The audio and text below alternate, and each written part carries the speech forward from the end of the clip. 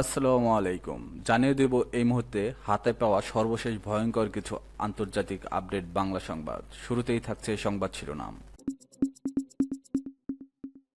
শুরুতেই জানিয়ে দেব ইরানে ইসরায়েলের হামলায় নিহত ৭৮, আহত ৩ শতাধিক।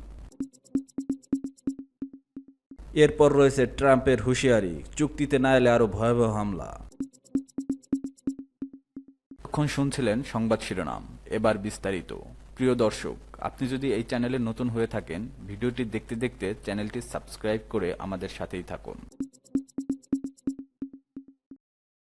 ইরানে ইসরায়েলের হামলায় নিহত ৭৮, আহত ৩ শতাধিক। ইরানে ইসরায়েলের হামলায় অন্তত ৭৮ জন নিহত হয়েছেন, আহত হয়েছেন ৩২৯ জন।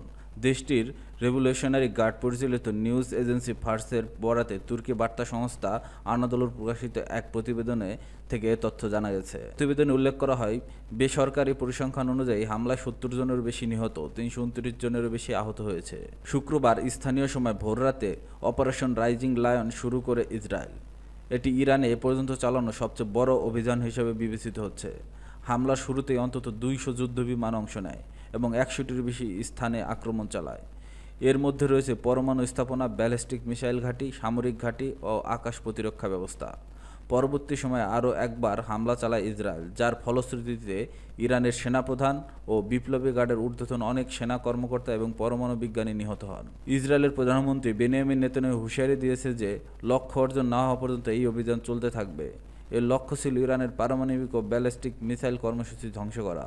অপরদিকে এই হামলার কঠোর প্রতিশোধ নেওয়ার হুঁশিয়ারি দিয়েছে ইরান। প্রসঙ্গত, শুক্রবার স্থানীয় সময় ভোর রাত ৪টার পর তেহরানে একাধিক হামলা চালায় ইসরায়েল। ইরানের রাষ্ট্রীয় টেলিভিশন জানিয়েছে, রাজধানী ইসলামিক রেভলিউশনারি গার্ডের সদর দপ্তরে হামলা হয়েছে। এর মধ্যে ইরানে নাতানজ পারমাণবিক স্থাপনায় অগ্নিকাণ্ডের তথ্য প্রকাশিত হয়েছে। ইসরায়েলের প্রতিরক্ষামন্ত্রী ইসরায়েল কাৎজ বলেছেন, ইরানে আগাম ও আত্মরক্ষামূলক হামলা চালানো হয়েছে। এদিকে ইসরায়েল জুড়ে বিশেষ জরুরি অবস্থা জারি করেছে প্রধানমন্ত্রী বেনিয়ামিন নেতানিয়াহু সরকার। ঘোষণায় বলা হয়েছে যে অদূর ভবিষ্যতে দেশটির সামরিক ও বেসামরিক স্থাপনায় মিসাইল ও ড্রোন হামলা হতে পারে, সে আশঙ্কায় এ পদক্ষেপ নেওয়া হয়েছে। নেতানিয়াহু আরও বলেন, অপারেশনের লক্ষ্য হল ইরানে পারমাণবিক কর্মসূচি ও ব্যালিস্টিক মিসাইল ব্যবস্থাপনা আঘাত হানা। তিনি হুঁশিয়ারি দিয়েছেন যে যতক্ষণ পর্যন্ত লক্ষ্য পূরণ না হয় অভিযান চলতে থাকবে।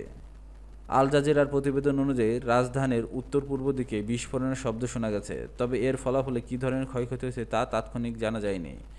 ইরানের সংবাদ মাধ্যম বলছে, রাজধানীর আশেপাশে ৬ থেকে ৯টি বিস্ফোরণের শব্দ শোনা গেছে। আবাসিক এলাকা পর্যন্ত হামলা হয়েছে বলেও জানা গেছে।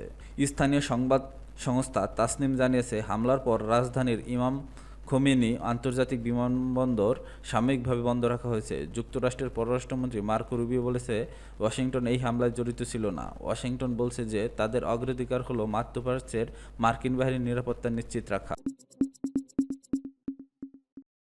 ট্রাম্পের হুঁশিয়ারি, চুক্তিতে না এলেও আরও ভয়াবহ হামলা। ইসরায়েলি হামলায় ইরানে পারমাণবিক স্থাপনার শীর্ষ কর্মকর্তারা নিহত হওয়ার পর মার্কিন প্রেসিডেন্ট ডোনাল্ড ট্রাম্প আবারও হুঁশিয়ারি দিয়েছে যে চুক্তিতে না এলেও আরও ভয়াবহ হামলা হতে পারে। শুক্রবার স্থানীয় সময় ভোরে সামাজিক যোগাযোগ মাধ্যমে এক বার্তায় ট্রাম্প বলেন, ইতিমধ্যে অনেক প্রাণহানি ধ্বংস হয়েছে, তবে এখনও সুযোগ রয়েছে এই হত্যাযজ্ঞ থামানোর। এরপরে আরও ভয়ঙ্কর হামলা শুরু হতে পারে। মার্কিন সংবাদ মাধ্যম পলিটিকো তাদের প্রকাশিত এক প্রতিবেদন থেকে তথ্য জানা যায়। সংবাদ অনুযায়ী বৃহস্পতিবার ১২ জুন রাতে ইসরায়েল তাদের হামলার ইরানের পারমাণবিক স্থাপনা, সামরিক ঘাঁটি, শীর্ষ বিজ্ঞানী ও সরকারি কর্মকর্তাদের টার্গেট করে। এর পাল্টা জবাবে ইরানও ১০০টির বেশি ড্রোন উৎক্ষেপণ করে। এর মধ্য দিয়ে মধ্যপ্রাচ্যে নতুন করে বৃহত্তর যুদ্ধের আশঙ্কা প্রকাশিত হয়েছে।